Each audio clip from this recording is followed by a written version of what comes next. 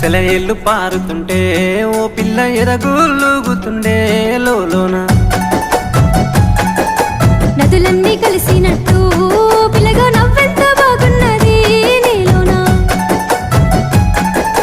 గాజుల సప్పులు గలుగల్లు మోగంగా గజ్జెల పట్టీలు గంతేసి ఆడంగా వరిగడ్డి మోపు ఎత్తి ఓ పిల్ల వయ్యారి నడుము పవే ఈ వేళ